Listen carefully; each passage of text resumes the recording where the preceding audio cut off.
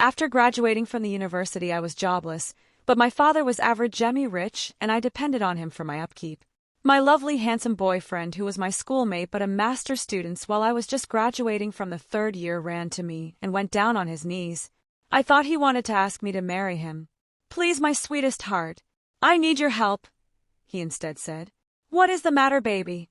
I was worried, and he poured out himself to me, stooping and grabbing my feet almost in tears, as rain fell from his eyes and washed my feet. I had pity on him without even hearkening to what he wanted to say. "I am finished if you don't help me. You know how much I love you, but I cannot marry you if I am jobless. I just got a lifetime opportunity. Stand up, my love. Why are you kneeling before me? I am your fiancé. Tell me why you are like this." "I just won the American lottery, but there is no money. I need money for interview fee and to process my flight ticket. I really need you to help me. After a few years, I will come back and marry you." Thoughtless of the after effects, I trusted him because he had never cheated on me. My father had promised to give me money as capital for me to start my own business if I came up with a good business idea. Within a week, since my boyfriend had master's degree in economics, specialty in business management and entrepreneurship, we wrote a fictitious perfect business plan and handed it to my father, who after reading it was impressed and deposited about $2 million into my account. So I dished out $1.3 million and gave to Banny to follow the traveling process because he promised to stay in touch and come back a few years later, marry me and take me as his wife to America. Everything in the embassy went smooth. Then came the day he was boarding a plane. He kissed me goodbye while I was sobbing and promised me his faithfulness. The same month he left, I lost my father, who I took promise to him before his sickbed that I was going to make good use of the money he gave me. I couldn't break his heart by telling him the truth. I had lent the money to Banny, my fiancé. I had to let him get well first before shocking him with it. But he didn't make it, and I realized he had emptied his bank account and left only the house he built for us and my mother as our only inheritance. He asked me to take good care of my siblings before leaving us in sorrow because I was the first child, and a lady for that matter. So, my mother was entitled to his late husband's small pension or retirement benefits. He never told my siblings or mother I was indebted to them because my dad loved and trusted me, but I trusted a boyfriend. A few months later, I had used part of the remaining capital for my dad's funeral and was left with almost nothing, which couldn't even afford a common petit trade. But I counted on Banny to repay me back. The doctor reported that my father had kept the secret to himself. He had cancer and knew he was soon going to leave us. Chapter 2 is coming up, stay tuned. My name was Kayla, but my boyfriend used to call me Kai in short, so we kept chatting till at a certain point he never responded regularly to my voice notes or messages, and I thought it was normal for him to say, "I am sorry, Kai, for not always responding. You know I am now so busy with 2 jobs in America. Even just to say hi. I am sorry, I will make it up to you," he promised. But while we were still chatting, he took an excuse. "Please, my dear, let me get to you in a moment." And so I waited for his response, only to get another replay maybe after a few days. But he always gave me justifiable excuses, till the day he stopped using his Cameroon number and his phone never went through again. I checked on Facebook and he was no longer active for a long time. I left him messages but never got a double tick as if he received it. I was worried he had some serious issues and we never got in touch again. But I still loved him and he had promised to make it up to me. I used the small money left in my account to open a call box, but family matters choked me and I squandered the money because my mother fell sick. I felt so guilty for squandering every hope my father left on me to save my family from penury. I job hunted in vain and decided to do anything. That was when, on strolling hopelessly along the way on the street ruminating, then I saw a notice. A housekeeper needed. I didn't have any choice and knocked at the gate leading to the mansion. It was getting to 5 years since Banny abandoned me, and I believe something bad happened to him. When I got in, the gateman asked me to wait. Then he called his madam, who was a beautiful, luxurious, proud lady of class. She didn't even ask to sit, and sat on the comfortable chair on his courtyard and interviewed. She didn't even mind asking for a chair to be given to me. At the end she said, "You have to resume tomorrow at 7:30 a.m. Remember, I don't permit any latecomer to my compound without serious notification. You don't talk back at me when I query you, and if I call you, you leave whatsoever you are doing and rush to me. Sorry, madam. Even if the pot is burning on fire.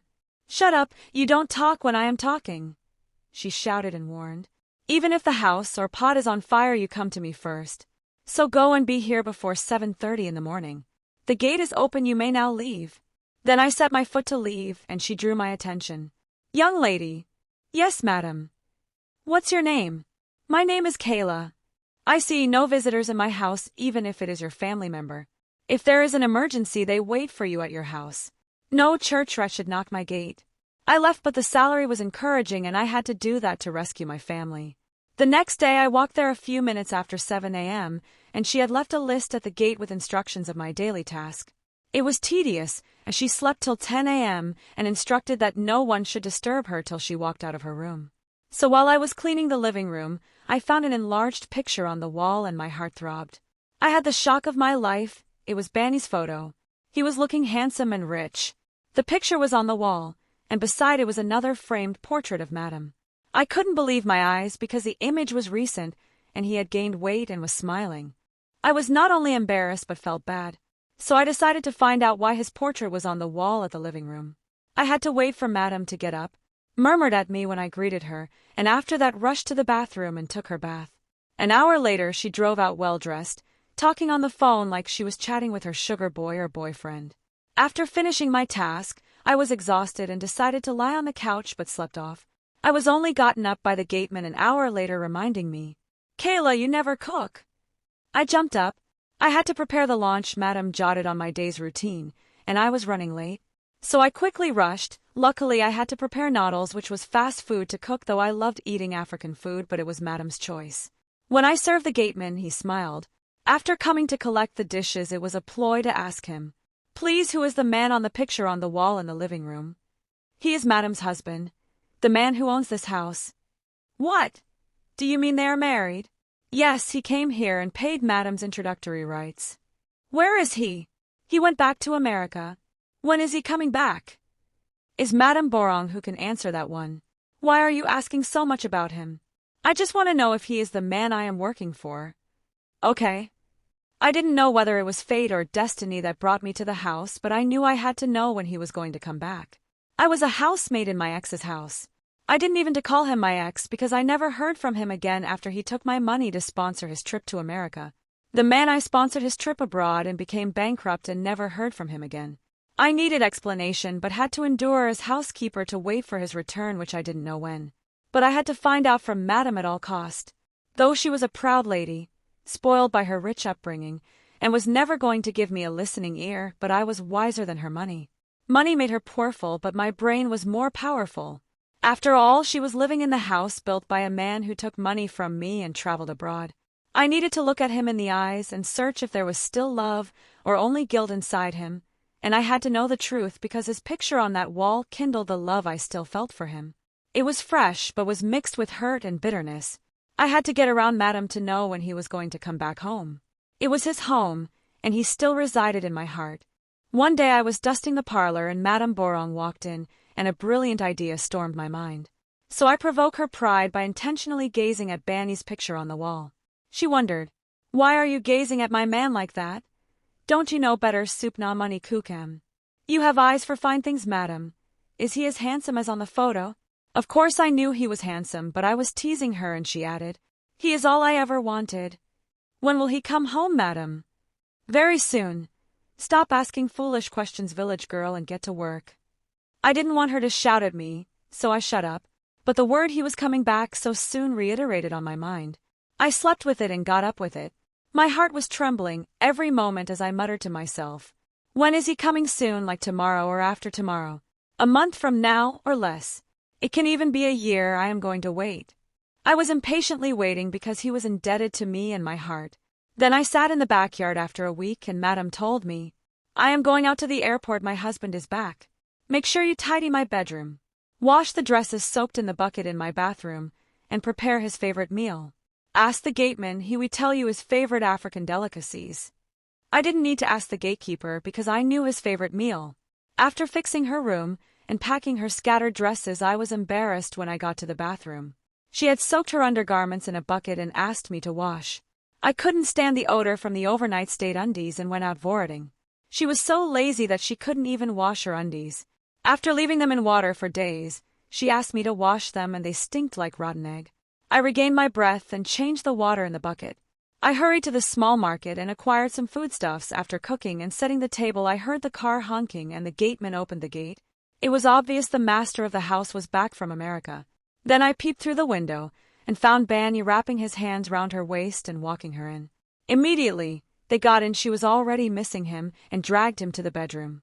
I was so mad seeing my man with her and stood by the door listening to her groans.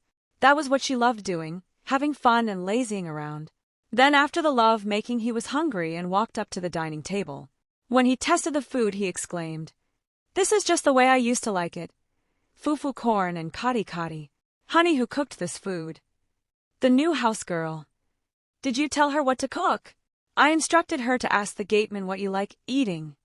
She just reminded me of someone who cooked this for me in the past." "Is she your mother?"